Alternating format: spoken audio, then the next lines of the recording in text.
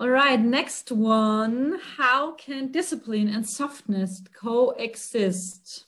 Hmm. I mean, discipline is softness, or you got something wrong. In other words, most of us get something wrong with discipline.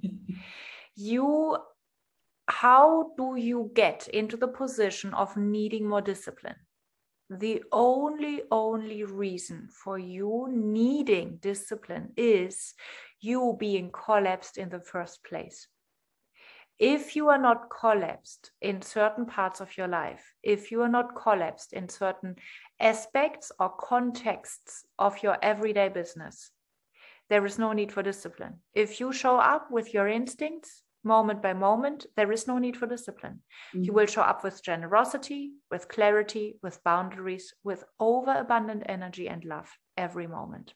There is no need for discipline. Discipline would just smash the thing, and nobody would smash the thing because you are already awakened in your instincts 24/7. So the moment you grow up in a Western civilization, you are running around with layers of collapse, which show up as comfort zone. Collapse is the most exhaustive state of your nervous system. So you are depressed in your energy level. So you need recovery, and this pseudo recovery, because collapse at the same time, it hinders you from true regeneration.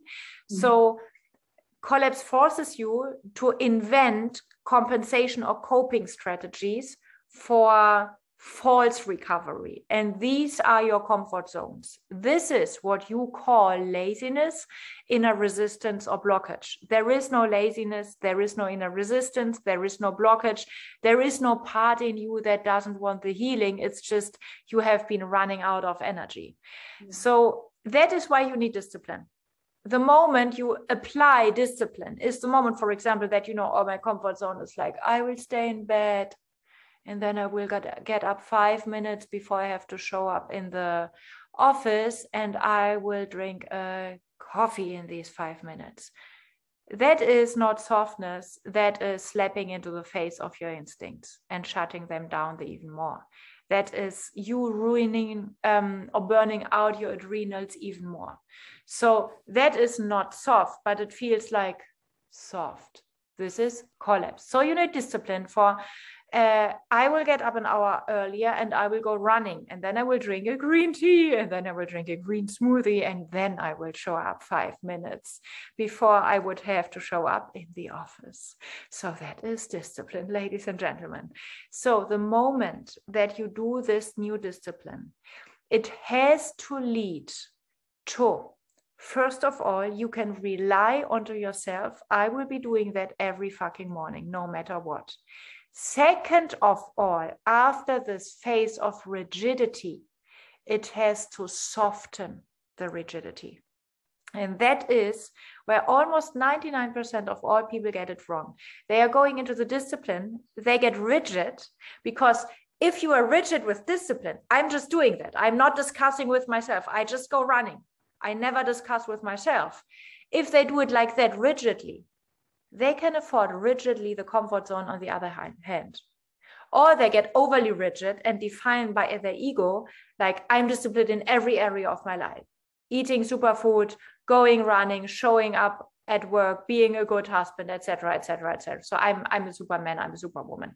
And that is in itself not soft, but self-hatred, because you have to perform in every aspect that you are perfect, because underneath, if I'm not showing up perfectly, I'm worth nothing.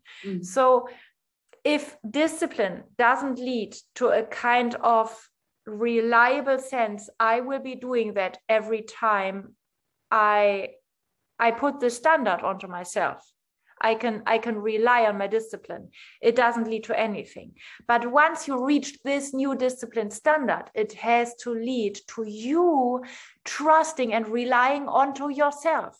So your discipline is like the bridge back to reawakening your instincts. And the moment your instincts are there, your instincts are more on point than anything else on earth. They are the best seismograph or the best barometer. I do not know exactly the pronunciation in English on earth. So then it might be that your instincts say, today I will stay in bed and I will show up at the office. I will drink a coffee before.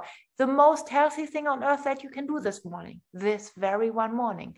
Does it mean that tomorrow you stop going for running? No, definitely not. So you go for the flow, you go for the flexibility, you go for adapting, you go for the principle of full fluidity.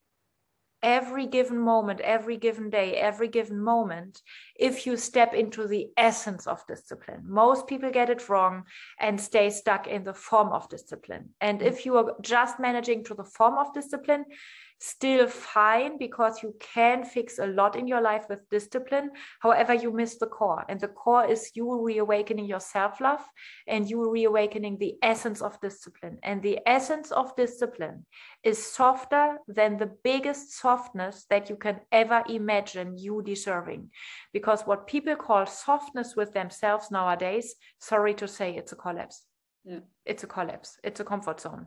So to put it into drastic terms, what people call self-love is hidden self-hatred. Yeah. And what people think is self-hatred, because a very rigid discipline is the beginning of true self-love. So give it a try. But there is such a deep confusion around these terms. And if you're not into the topics of self-hatred and self-love, I'm deeply into that, because I have been fucking deeply in self-hatred. So I really know the matter. I really know the matter. It's a miracle that I didn't develop more severe symptoms from my self-hatred, because it has been so fucking deep. So I really know the stuff. But if you have some kind of resonance, give it a try, because that is just a basic essence of my teaching around that. And if you have no resonance around that, fine, because I do see people around me who have way less trouble with that. I think almost every man in this culture has a hidden layer of self-hatred. Some women are way more healthy, honestly. I think the male conditioning is something like you have to learn that you are that you hate yourself as a man. I mean, there is no way around collective male self-hatred. And for some women, I think maybe there is not so much resonance and you are really managing a good job, and congratulations, Tigress. So I'm not into everybody has it the same dimension. I think every man should check it out, and every woman and every other sex who has some kind of resonance, give it a try. Yeah. Cool. Great question. Wow. So can they coexist? If they do not coexist in their essence, none of them exists. Yeah.